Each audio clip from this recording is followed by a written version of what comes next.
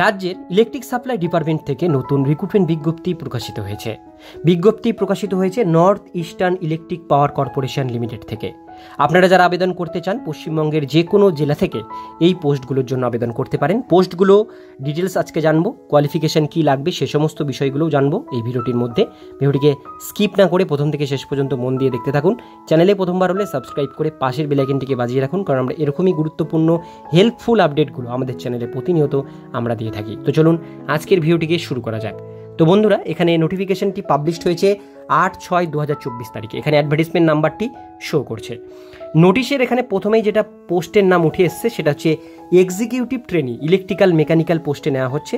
Salary 50,000 টাকা থেকে 1,60,000 টাকা। জেনারেল ভ্যাকান্সি আছে 11টা, এসসি 4টে, এসটি 1টা, টোটাল 16টা। আপার এজ লিমিট জেনারেলদের জন্য 30 বছর, এসটি এসসিদের জন্য 35 বছর।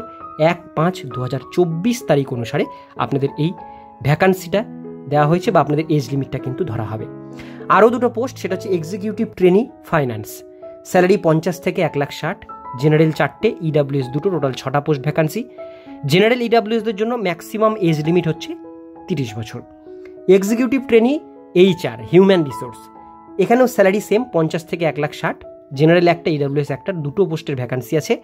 এখানে আপার এজ লিমিট হচ্ছে 30 বছর জেনারেল এবং ইডাব্লিউএস ক্যাটাগরির ক্যান্ডিডেটদের জন্য। এবার কোয়ালিফিকেশনটি দেখে নেব।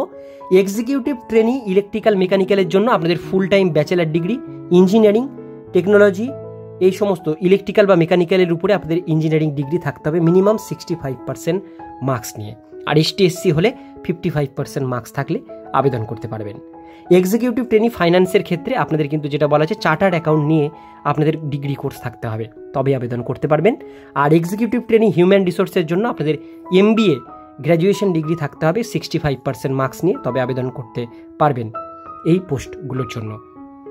এইবার নিচের দিকে স্যালারি আপনাদেরকে কিন্তু বলে দেওয়া হয়েছে।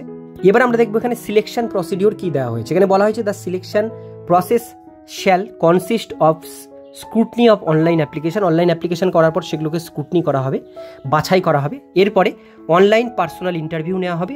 অফ শর্টলিস্ট যে ক্যান্ডিডেটগুলো বেরোবে, অর্থাৎ নির্ভুলভাবে যারা ফর্ম ফিল আপ করবে তারা শর্টলিস্টে আসবে, তাদের পার্সোনাল ইন্টারভিউ নেওয়া হবে। এই ইন্টারভিউ হয়ে গেলে আপনারা কিন্তু এই চাকরিতে জয়েন করতে পারবেন।